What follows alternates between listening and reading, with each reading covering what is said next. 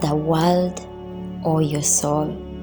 In Matthew 16, Jesus began revealing to his disciples what he was to go through at the hands of the chief priests, his suffering, and even his death. But Peter took him aside and rebuked him, saying, "This shall never happen to you." In response, Jesus said, "Get behind me, Satan. You are a stumbling block to me. You do not have in mind the concerns of God, but merely human concerns." The sole purpose of Christ was to offer his life as a ransom for the sins of many. The fate of the human race rested on him going to the cross. So anything that stood in the way of that was a stumbling block.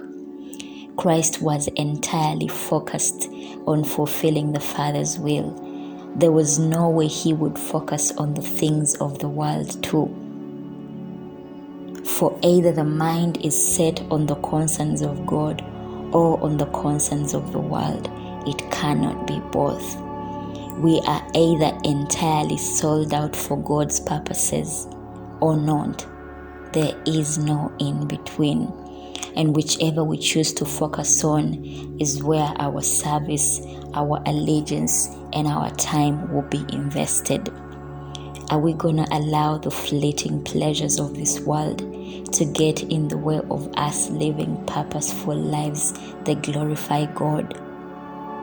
What good will it be for someone to gain the whole world and lose their soul? Nothing is worth losing our soul.